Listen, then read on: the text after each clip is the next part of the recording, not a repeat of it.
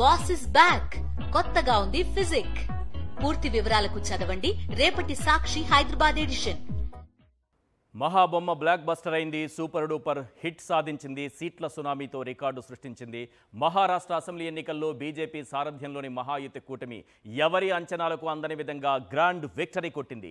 మొత్తం 288 స్థానాలకు గాను 233 స్థానాల్లో విజయం సాధించింది. జార్ఖండ్లో కాంగ్రెస్ జేఎంఎం కూటమి తిరుగులేని విజయాన్ని అందుకుంది. మహారాష్ట్ర ఘోర ఓటమి పోటు నుంచి కాంగ్రెస్ పార్టీకి కాస్త ఉపశమనం లభించింది. రైట్, ఈ సందర్భంలోనే మనకు ప్రధానంగా 10 ప్రశ్నలు వినిపించాయి. ఆ 10 ప్రశ్నలపైన ప్రొఫెసర్ నాగేశ్వర్ గారి విశ్లేషణ మనం తీసుకుందాం. Good evening sir. Good evening. Right, ప్రధానమైన ప్రశ్న, ఫస్ట్ క్వశ్చన్, అంచనాలకు అందని విధంగా మహారాష్ట్రలో బీజేపీ బ్లాక్ బస్టర్ హిట్ వెనుక ప్రధాన కారణాలంటే ఏం చెప్తారు? భారతీయ జనతా పార్టీ వాస్తవంగా 2024 లోక్సభ ఎలక్షన్స్లో భారీగా దెబ్బతిన్నట్టు కనిపించింది. మహారాష్ట్రలో 48 లోక్సభ సీట్స్ ఉంటే ఎన్డీఏకు 17 వస్తే ఇండియా కూటమికి 30 వచ్చాయి. కానీ ఇద్దరి మధ్య ఓటింగ్ డిఫరెన్స్ కేవలం లెస్ దెన్ 1%, 0.16. అంటే మహారాష్ట్రలో 2024 లోక్సభ ఎలక్షన్స్లో దెబ్బతిన్నా కూడా అది సీట్లలో దెబ్బతిన్నది, ఓట్లలో కాదు. ఆ స్ట్రాంగ్ బేస్తో మొదలై ఎక్కడ ఏది లోపాలు జరిగాయనేది క్లియర్గా అర్థం చేసుకున్నారు. వాళ్ళు చేసిన పనులు ఏంటంటే ఇమీడియట్గా బడ్జెట్ కన్నా అంచనాల కన్నా 1,00,000 కోట్లు ఎక్కువ ఖర్చు పెట్టి పెద్ద ఎత్తున ప్రజలకు డబ్బు పంపిణీ చేసే పని చేశారు అధికారికంగా. ఇప్పుడు రకరకాల, ముఖ్యంగా ప్రతి మహిళ అకౌంట్లో 2,34,00,000 మంది మహిళలకు ప్రతి నెల 1,500 ఇచ్చారు. తర్వాత మరాఠాలు తమకు వ్యతిరేకంగా మరలుతున్నారు అని గమనించి వాళ్లకు వ్యతిరేకంగా కౌంటర్ ఓబీసీ కన్సాలిడేషన్ చేశారు.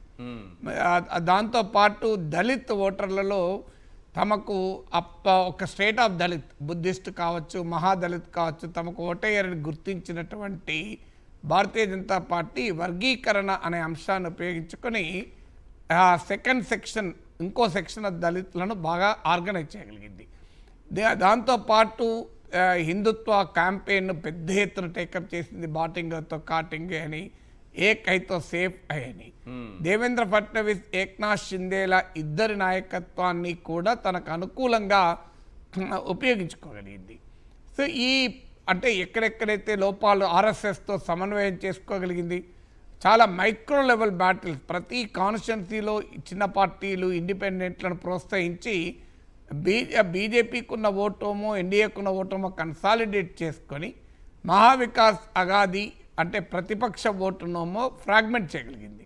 సో ఇది ఒక్కొక్క కాన్స్టిట్యున్సీ వైజ్గా స్ట్రాటజీ అనుసరించి దాన్ని ఎఫెక్టివ్గా ఇంప్లిమెంట్ చేయగలిగింది.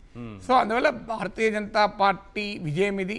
ఎన్డీఏ విజయమైనప్పటికీ చాలా వ్యూహాత్మకంగా ప్రతి అడుగులో బీజేపీ విజయం సాధించింది. దీనికి భిన్నంగా మహావికాస్ అగాదికి ఓ ఫేస్ లేరు, ఓ నరేటివ్ లేదు, ఓ స్ట్రాటజీ లేదు, ఓ స్లోగన్ లేదు. సో దాంతో ఒక వీక్ కాంపిటీషన్ మహావికాస్ అగాది ఇవ్వగలిగింది. కానీ అదే కూటమే కదా సార్ మొన్న జనరల్ ఎలక్షన్ లో 30 స్థానాలు గెలుచుకోగలిగింది. అందుకే కదా జనరల్ ఎలక్షన్ లో వాడిన ప్రయోగాలే మళ్ళీ చేస్తా అంటే జనం ఒప్పుకుంటారా? ఇప్పుడు మీరన్న వెల్ఫేర్ కి సంబంధించి నేను ఒక ఎగ్జాంపుల్, లాస్ట్ ఎగ్జాంపుల్ ఆ వెల్ఫేర్ కి సంబంధించి కూడా 1,500 ఇస్తూ ఉంటే మేము 3,000 ఇస్తామని చెప్పి ప్రామిస్ కూడా చేశారు. అంటే ప్రామిస్ చాలా లేట్ గా చేశారు. మీకు జరిగింది ఏంటంటే లాస్ట్ 4 రోజుల ముందు చేశారు. కానీ ప్రతిసారి ప్రామిస్ చేస్తేనే సరిపోదు, ఆ ప్రామిస్ నమ్మాలి. ఇక్కడ మీకు ఆంధ్రప్రదేశ్లో 2009లో రాజశేఖర రెడ్డి ఏమి ఇస్తానని ప్రామిస్ చేయలేదు. కొత్తగా చంద్రబాబు నాయుడు 2,000 రూపాయలు ఇస్తానని ప్రామిస్ చేశారు. కానీ ప్రజలు రాజశేఖర నాయకత్వంలో కాంగ్రెస్ కోటేశారు. సో అందువల్ల కాంగ్రెస్ పార్టీ 3,000 ఇస్తానన్నది జనంలోకి కన్విన్సింగ్ గా వెళ్ళలేకపోయింది. ఆల్రెడీ 1,00,000 కోట్ల 90,000 కోట్లు ఇచ్చారు. 90,000 కోట్లతో టేకప్ చేశారు. 2,34,00,000 ప్రతి అసెంబ్లీ సెగ్మెంట్లో 80,000 ఓటర్లు, మహిళా ఓటర్లు అట్రాక్ట్ చేయగలిగారు. మధ్యప్రదేశ్లో ఈ ఎక్స్పెరిమెంట్ బాగా సక్సెస్ కూడా అయింది. సో అందువల్ల అనేక సంక్షేమ పథకాలతో హోరెత్తించకుండా ఒక టార్గెటెడ్గా ఉమెన్ను ఆర్గనైజ్ చేసే ఒక స్ట్రాంగ్ వెల్ఫేర్ స్కీమ్తో అట్రాక్ట్ చేయగలిగారు. మీకు మహావికాస్ అగాదికి ఆ ఇనిషియల్ అడ్వాంటేజ్ ఉండే వాస్తవంగా మీరు అన్నట్టు లోక్సభ ఎలక్షన్లో. కానీ వీళ్ళు అదే విధానాన్ని మళ్ళీ అనుసరించారు.